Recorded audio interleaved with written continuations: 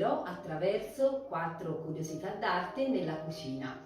Oggi cominceremo con la cucina medievale. La cucina medievale poteva essere più o meno rozza o raffinata a seconda se ci sediamo accanto a un contadino, alla mensa di un povero contadino, oppure alla corte di un feudatario o ancora accanto ai frati in un convento. Considerate che fino all'anno 1000 la cucina medievale è rimasta più o meno la stessa rispetto all'epoca romana e quindi andavano alla grande ancora le ricette di Apiccio. Poi successivamente, grazie alle invasioni arabe, abbiamo avuto innovazioni culinarie come lo zucchero di canna, le melanzane, i gelsi e il riso. A proposito, qui abbiamo del formaggio con del miele. Abbinamento dolce e salato insieme. O ancora della marmellata di arance, di agrumi con un formaggio. Per capire questo abbinamento tipico medievale dobbiamo scoprire la teoria dei 4 umori. La teoria umorale, concepita da Ippocrate, rappresenta il più antico tentativo nel mondo occidentale di ipotizzare una spiegazione sull'insorgenza delle malattie, superando la concezione superstiziosa, magica o religiosa. Nel VI secolo a.C., Anassimene aveva introdotto la teoria dei 4 elementi fondamentali che costituiscono la realtà ed Empedocle affermò che la realtà che ci circonda è caratterizzata dalla mutevolezza, ma è composta da elementi immutabili che possiedono una coppia di attributi. Il fuoco è caldo e secco, l'acqua fredda e umida, la terra fredda e secca, l'aria calda e umida.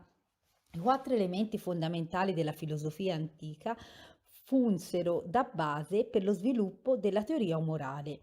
Ippocrate tentò di applicare tale teoria alla natura umana, definendo l'esistenza di 4 umori base a cui corrispondono 4 temperamenti: flegmatico, melanconico, collerico e sanguigno. 4 qualità elementari: freddo, caldo, secco, umido. 4 stagioni: primavera, estate, autunno e inverno. 4 stagioni della vita: l'infanzia, la giovinezza, maturità e vecchiaia. Il buon funzionamento dell'organismo dipenderebbe dall'equilibrio degli elementi. Il pasto medievale era quindi un intreccio di contrapposizioni di umori opposti, ottenuti bilanciando le proprietà dei singoli ingredienti. La società medievale si presenta stratificata e divisa in classi rigorosamente separate tra loro. In un'epoca in cui le carestie sono molto comuni e le gerarchie sociali sono spesso fatte rispettare con la violenza, il cibo è un importante segno di distinzione sociale. La società era composta di 3 stati: la nobiltà, il clero e la gente comune, ovvero la maggior parte della classe lavoratrice. I rapporti tra le classi erano di tipo strettamente gerarchico, con la nobiltà e il clero che rivendicavano la propria superiorità terrena e spirituale rispetto alla gente comune. Di norma il potere politico si dimostrava sia attraverso l'azione di governo, sia esibendo la propria ricchezza. I nobili dovevano quindi cibarsi di selvaggina fresca, insaporita con spezie esotiche e mostrare maniere raffinate quando si trovavano a tavola, mentre gli uomini di fatica dovevano accontentarsi di un rozzo pane d'orzo o di segale, maiale salato e legumi, e non ci si aspettava che conoscessero le buone maniere. La dieta dei nobili e dei prelati di alto livello era considerata sia un segno della loro raffinata costituzione fisica e della loro prosperità economica. L'apparato digerente di un signore doveva per forza essere più delicato di quello uno dei suoi contadini e subordinati e quindi richiedeva cibi più raffinati. La Chiesa, con i suoi calendari liturgici, influenzava notevolmente le abitudini alimentari. Il consumo di carne era proibito ai cristiani per un buon terzo dell'anno e tutti i cibi di origine animale, tra cui le uova e i latticini, ma non il pesce, erano generalmente proibiti durante la Quaresima e i digiuni. Sia la Chiesa occidentale sia quella orientale decretarono che i periodi di festa dovevano essere alternati ad altri di digiuno per mortificare il corpo e rafforzare l'anima, in ossequio alla convinzione dell'epoca, che vedeva il corpo come inferiore rispetto allo spirito. La Chiesa voleva impartire una lezione spirituale di automoderazione attraverso l'astinenza e durante i giorni di digiuno particolarmente rigido il numero dei pasti giornalieri si riduceva a 1. La maggior parte delle persone rispettava le restrizioni ed era solita sottoporsi a penitenze quando le violava, ma esistevano comunque delle soluzioni per aggirare il problema. Gli studiosi medievali consideravano la digestione un processo simile alla cottura, poiché l'elaborazione del cibo all'interno dello stomaco era visto come il proseguimento della preparazione iniziata dal cuoco e affinché il cibo fosse cotto in maniera appropriata e i principi nutritivi adeguatamente assorbiti, era importante che lo stomaco fosse riempito nel modo corretto. I cibi facilmente digeribili dovevano essere consumati quindi per primi, seguiti gradualmente dai piatti più pesanti. Prima del pasto lo stomaco andava aperto con un aperitivo che doveva di preferenza essere di natura calda e secca. Lo stomaco, così come veniva aperto, doveva essere chiuso alla fine del pasto con l'aiuto di un digestivo. Il pasto ideale iniziava con della frutta facilmente digeribile come le mele. A questo avrebbe dovuto seguire verdure, dell'altra frutta umida, carni leggere come pollo o capretto con minestre e brodo. Dopo questi piatti arrivavano le carni pesanti come maiale e manzo con altre verdure e frutti, tra cui le pere e le castagne, entrambe considerate difficili da digerire. Il cibo ideale era considerato quello che più si avvicinava alla composizione di umori dell'essere umano, ovvero moderatamente caldo e umido. Gli alimenti di preferenza dovevano essere tagliati in piccoli pezzi, macinati, pesati e modificati per ottenere la miglior fusione di tutti gli ingredienti. Nel passaggio dal Medioevo al Rinascimento la società cambiò profondamente. Il nobile diventò da cacciatore e guerriero a politico e diplomatico, quindi cambiò il suo modo di comportarsi, la sua dieta, ma per questo, per scoprirlo, vi aspetto alla prossima curiosità d'arte, quella sulla cucina rinascimentale.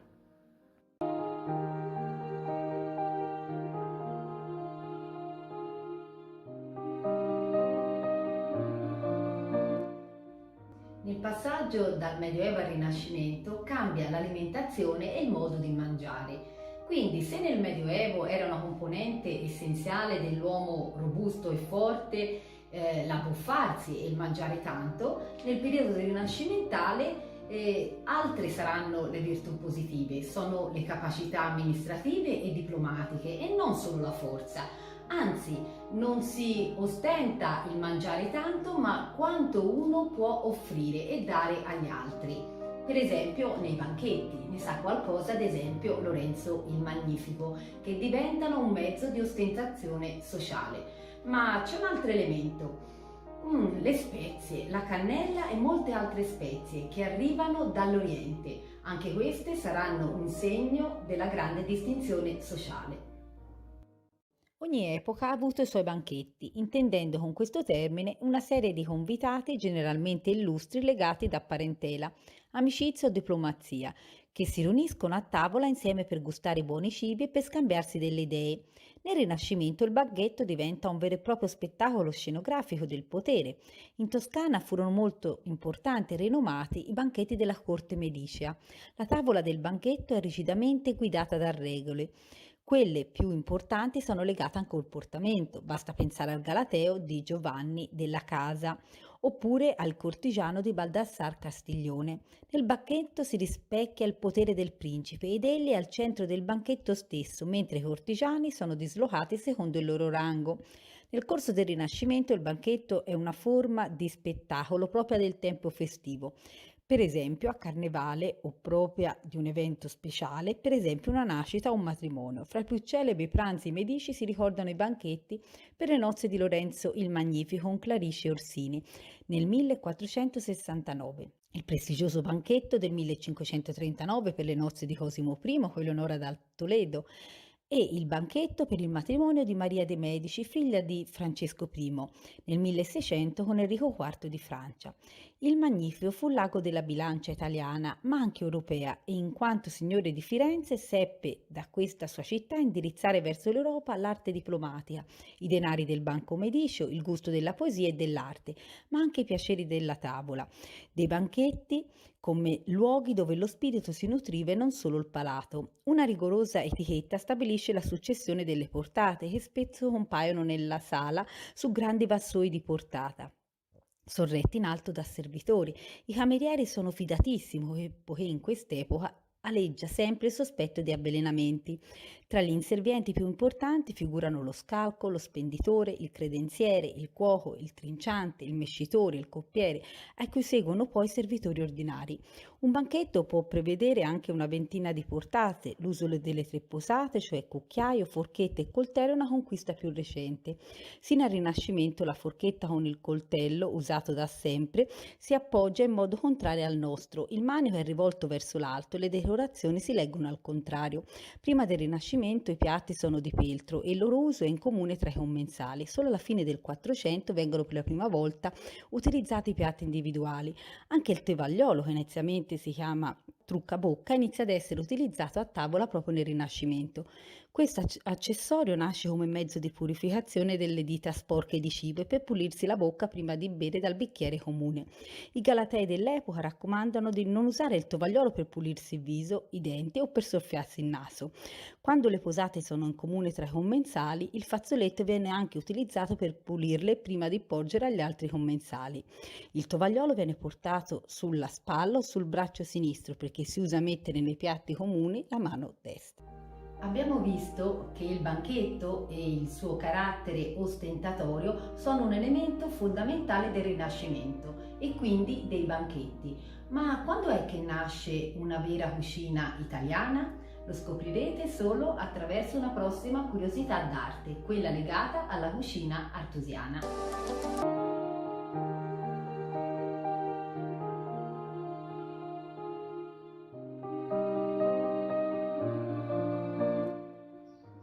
Salve, oggi parleremo della cucina artusiana, la prima vera potremmo dire cucina italiana.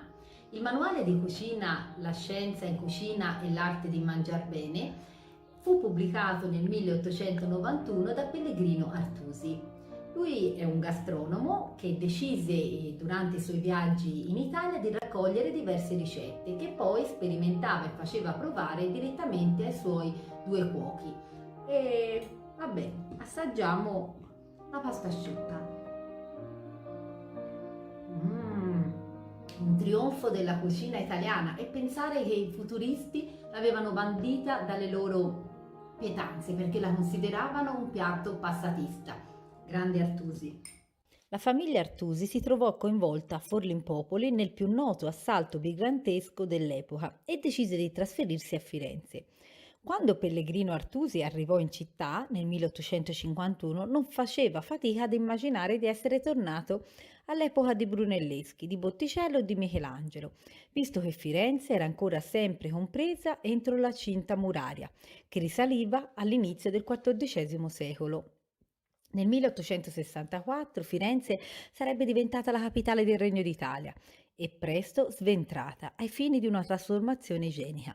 Correva l'anno 1888 quando Pellegrino Artusi, scapolo già 68enne, pubblicò a proprie spese e dedicò ai suoi amati gatti bianchi La scienza in cucina e l'arte di mangiar bene, il testo più famoso nella storia della cucina italiana. La nuova Italia si avviava al nuovo secolo, ma il regno era ancora troppo giovane per chiamarsi realmente unito. Attraverso il fiorentino parlato, Manzoni aveva dato, almeno teoricamente, una lingua nazionale agli italiani e i macchiaioli avevano narrato nelle loro tele il primo inventario visivo della neonata nazione. Proprio in questo panorama l'Artusi compì un passo ulteriore verso l'unità, questa volta culinaria, poiché miscelando le varie cucine regionali, in primo luogo quella toscana ed emiliana, fondò la vera cucina nazionale italiana moderna ed unì a tavola tutti gli italiani, che fino ad allora disponevano di soli ricettari regionali e ripetitivi.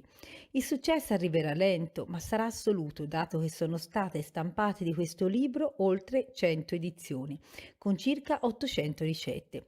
Artusi, dalla ruralità toscana, derivò l'avversione per il piacere e l'eccesso e basò le sue ricette sulla parsimonia, adottando un ottimo e chiaro italiano.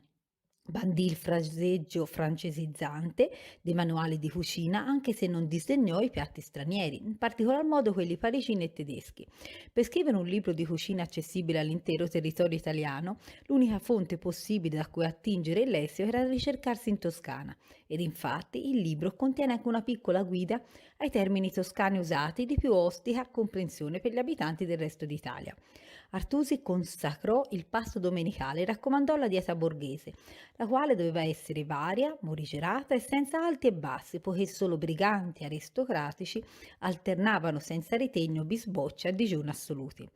Riconsacrò le minestre in brodo, la pasta asciutta, le minestre di verdura, gli arrosti, gli umidi, anche se fu molto avaro verso le salse.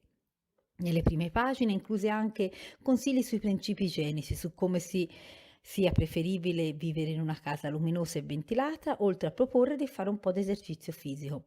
L'opera che l'Artusi creò è monumentale, anche se la maggior parte degli italiani i piatti presenti sul menù nazionale artusiano non potevano permetterseli. Pensate che Artusi pagò a proprie spese l'edizione del suo libro perché non trovò nessun editore disposto a finanziarlo. Ad oggi sono state fatte 111 edizioni e quella che è ancora in commercio è quella del 1911 alla morte dell'autore. Ne sono state vendute milioni di copie, tradotto in varie lingue. Ma se volete scoprire chi sono coloro che condanneranno la pasta asciutta e la cucina delle Artusi, vi aspetto alla prossima Curiosità d'Arte sulla cucina futurista.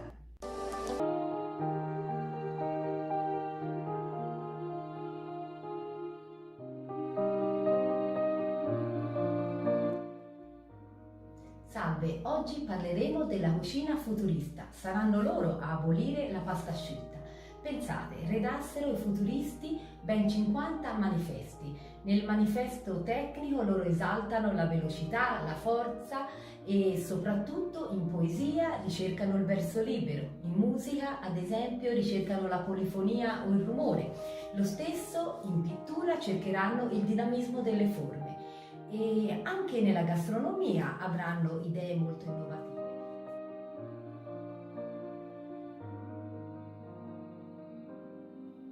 Pensate che in cucina il filetto di montone si sposò con la salsa dei gamberi, la noce di vitello con l'assenzio, la banana col groviera e l'aringa con la gelatina di fragola. Ma anche i loro nomi dei loro piatti furono una propaganda sia pittorica che politica. Tra questi carne plastico, decolla palato, crudité cruenta, bombardamento su Adrianopoli.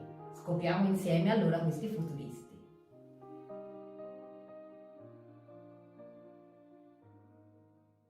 Il movimento futurista è stato la prima grande avanguardia artistica del Novecento, unica tra l'altro squisitamente italiana, e non d'Oltralpe, il cui manifesto fu pubblicato dal suo fondatore Filippo Tommaso Marinetti nel 1909. I futuristi sognarono di chiudere i conti col passato per ricostruire il mondo sull'idea del progresso. Noi affermiamo che la magnificenza del mondo si è arricchita di una bellezza nuova, la bellezza della velocità. Fra i tanti che aderirono al futurismo ricordiamo Boccioni, Carrà, Russolo, Severini, Balla. Non sempre la battaglia futurista è stata condivisa, in particolar modo quando aderì all'arditismo fascista. Ma rivoluzionando l'intera vita italiana e ispirandosi al mito della città industriale, ha contribuito a rinnovare i linguaggi e le tecniche in tutti i campi delle arti e della letteratura. Il futurismo disse la sua anche nella cucina e nel 1930 uscì il manifesto culinario redatto dallo stesso Marinetti. La cucina futurista fu definita dai suoi inventori dinamica, simultanea e rivoluzionaria e l'intento principale fu quello di combattere il tradizionale e allora seguitissimo ricettario dell'Artusi. Niente più pasta asciutta, poco pane, via la pizza meridionale e la polenta nordica, il nome di uno spirito ipernazionalistico, un po' per il gusto di stupire e dissacrare anche in cucina con spiazzanti nuovi abbinamenti culinari e un po' per il gusto dello spettacolo. I futuristi che avevano dichiarato uccidiamo il chiar di luna combattevano adesso contro la pasta asciutta, definita assurda religione gastronomica italiana, per rendere gli italiani più snelli e scattanti nella mente e nel corpo. Nuovi banchetti futuristi dovevano essere assolutamente simultanei, implicando l'uso contemporaneo dei cinque sensi. La cucina futurista, eccentrica, antisolente e scenografica, fu però una meteora, un gioco che durò poco, anche perché, almeno in Toscana, forte era la tradizione e prevalsero le ricette equilibrate, basate sull'igiene e il risparmio, di Pellegrino Artusi.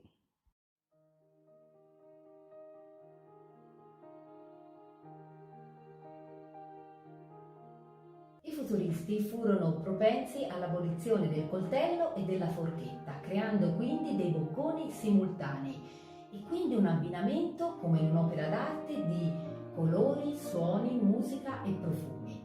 Ecco, questa è la cucina futurista. E pensate, loro italianizzarono anche molti nomi stranieri. Quindi il dessert non si chiamerà più così, ma per alzarsi. Il cocktail sarà polibibita.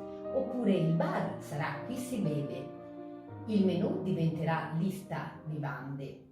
Ecco, queste sono alcune delle curiosità. Grazie per avermi seguita.